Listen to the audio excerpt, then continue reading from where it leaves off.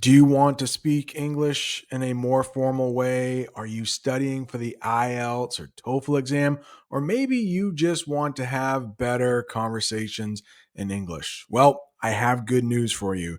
Today, we are going to watch the news together, and then I am going to talk about all of the difficult terms they mention. President Trump is sending troops, American troops, we'll call them National Guard, to certain cities and states in the United States. Some of the leaders of that state like it and some don't. We should first probably talk about red states and blue states. Blue states are where there are more Democrats. That is the opposite political party of President Trump. The red states, that's the same political party as President Trump. So those red states will probably not mind troops coming in. The blue states, well, that's a different story. We have some dangerous cities in the United States. Take, for example, our national capital, Washington, D.C. Think about Mexico's capital, Mexico City. Which city do you think is more dangerous? I mean, Mexico, I hear about the cartels all the time. But in reality, Washington, D.C. is 3 times more deadly than Mexico City. Let's watch this news clip together. It is from CNN, so keep that in mind. They don't really like President Trump. Sometimes on this channel, we watch news from Fox News. They really like President Trump, so they don't often say bad things about him. I like looking at the news from both sides. The president attempts to deploy more National Guard troops into U.S. cities that he deems war zones. A federal judge blocked 2 attempts by the administration to deploy California and Oregon's National Guard into Portland. The White House claims there are riots in the city. What was unlawful with the Oregon National Guard is unlawful with the California National Guard. The judge's order was not some minor procedural point for the president to work around like my 14-year-old does when he doesn't like my answers. As I was watching this news clip, I thought many English learners might not know what the National Guard is. The National Guard is part of the U.S. military, but that helps during emergencies here in this country. The National Guard will not go to other lands to fight. This is a typical project the National Guard might do. The National Guard helped rebuild the school after it collapsed. They often come in after natural disasters to help out. Well, President Trump is sending the National Guard to certain cities because he thinks they are so dangerous. They use the verb deem or deems in the newscast, and I think they might try to trick you with this on the IELTS or TOEFL exam. So let's talk about what this verb means. It means to think or decide something in a certain way. And I thought this was kind of tricky, so I have 2 example sentences for you. How about this first one?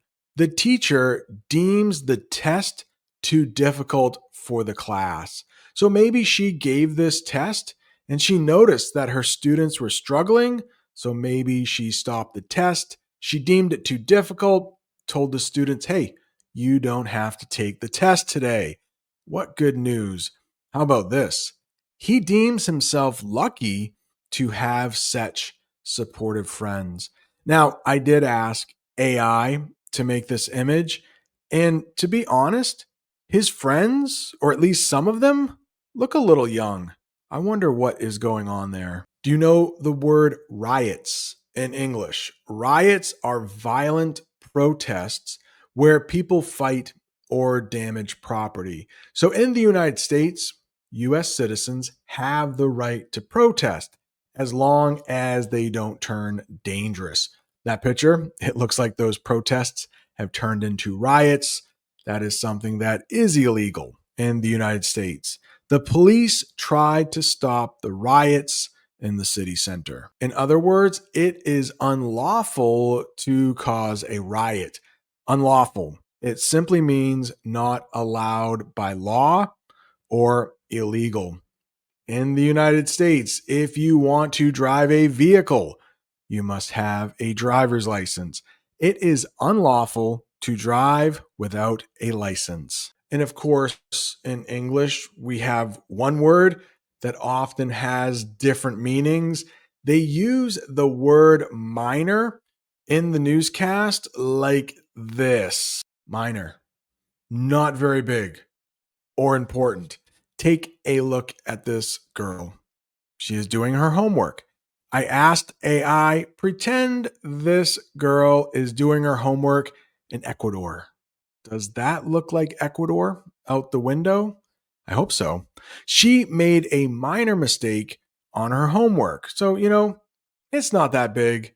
Maybe her mom or her grandmother or maybe her tutor is right there to help her. A minor mistake is easily fixed. But of course, this is English. We often have multiple meanings. A minor could also refer to a person who is younger than 18 years old. And in the United States, minors are not allowed to buy tobacco or alcohol or anything that is harmful to you. This young girl is being very naughty. It looks like she is trying to buy a pack of cigarettes. This young lady looks to be under 18. I don't think she has an ID that says she is over 21. It is illegal to sell alcohol and cigarettes to minors in the US. If you are over 18, you can vote in the United States. Procedural. Procedural. That is related to the way something is done, usually by rules or steps. Procedure is something you might see also. Procedural is the adjective form.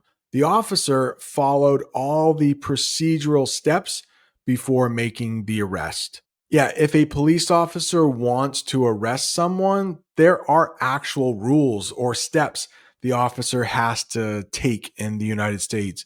For example, they have to read them their rights. You have the right to remain silent. They mentioned a workaround in the newscast. A workaround is a different way to fix a problem when the normal way doesn't work. Take a look at this picture. It looks like these students have had some trouble printing out the paper, but they found a workaround. You can see the printer, it says out of order, but there is like another printer there, or maybe a fax machine or something. Either way, they found a workaround and they were able to print that paper. The students found a workaround to print their papers after the printer broke. Some of you may know I am a teacher in a school and the printer is often breaking. And since I have been teaching for over 20 years, I think I would make the perfect speaking partner. So if you would like me to be your speaking partner, I am offering classes. I'm also offering a discount. Use the code FALL15 when you check out.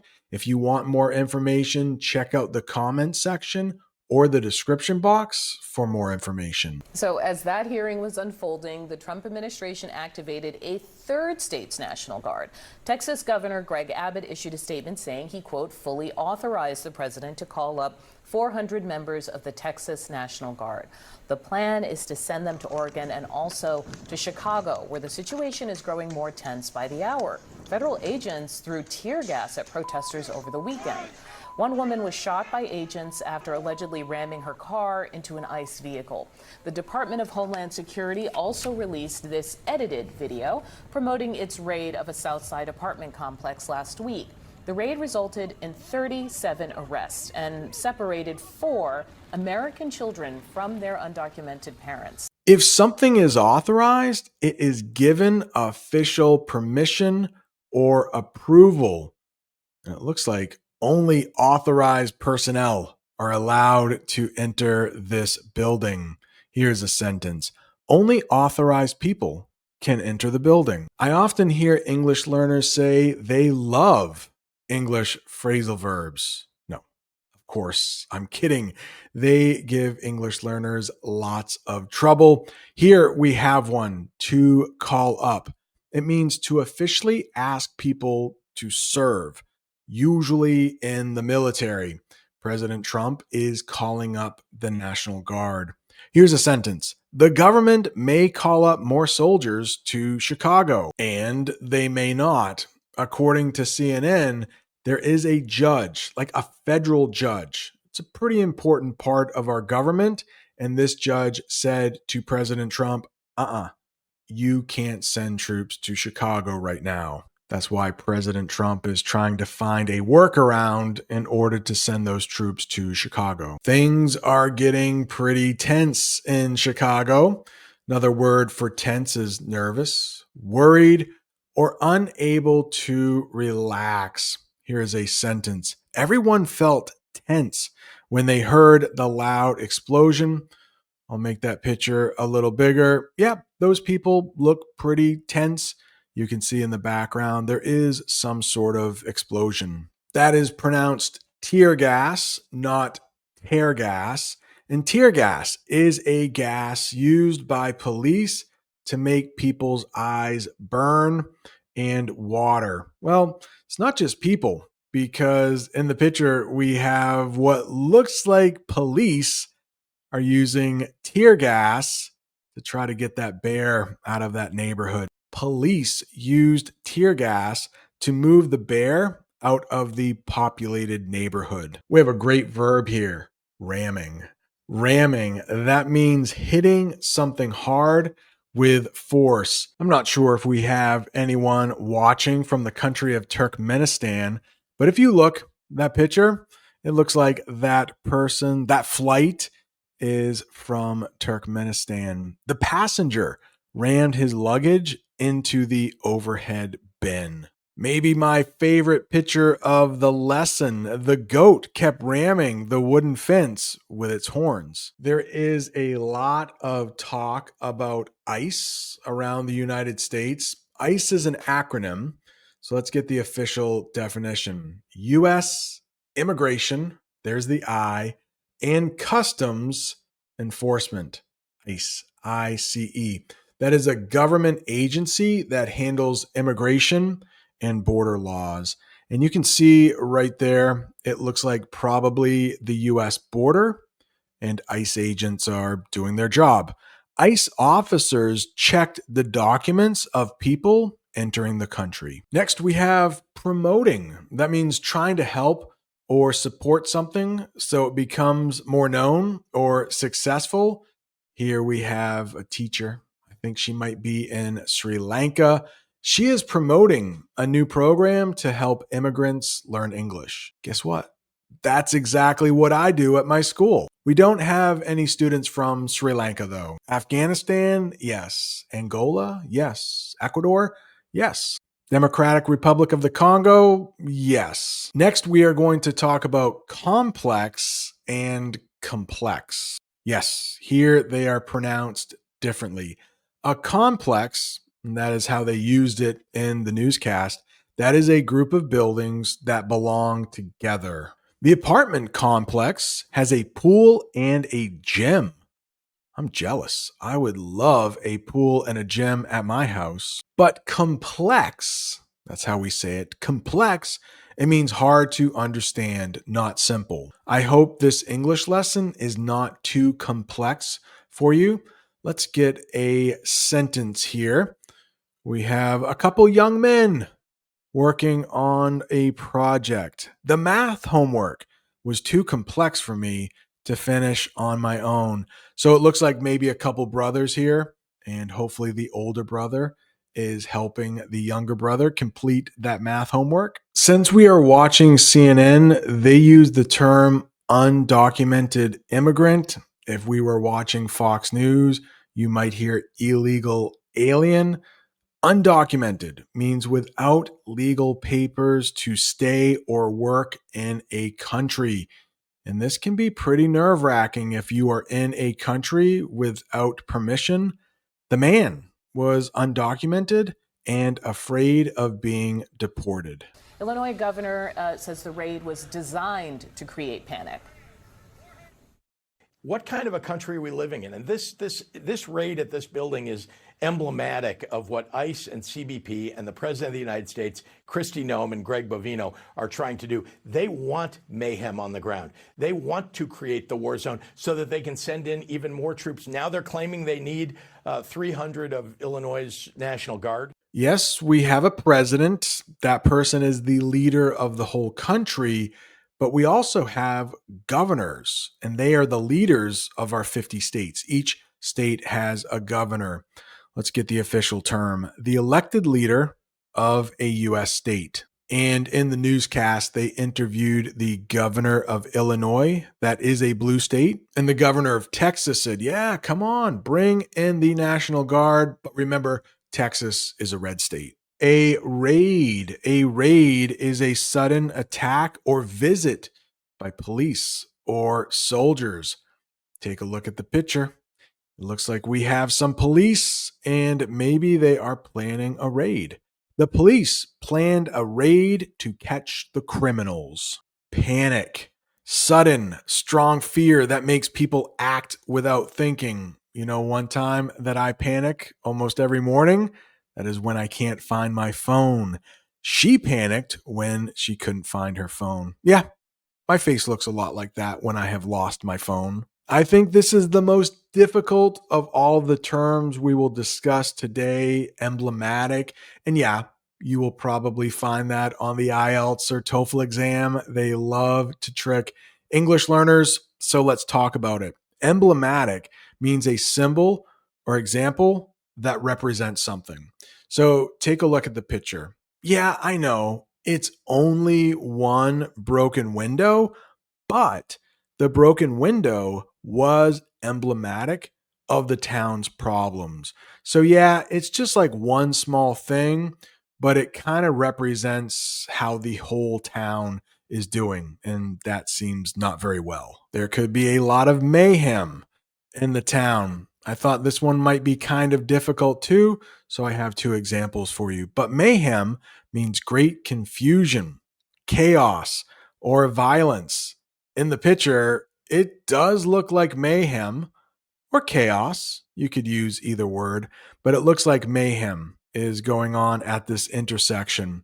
A broken traffic light created mayhem at the intersection. What about this? Black Friday used to be pretty big here in the United States. It's not as big, I think, because online shopping has become so popular, but it looks like mayhem is going on in that store.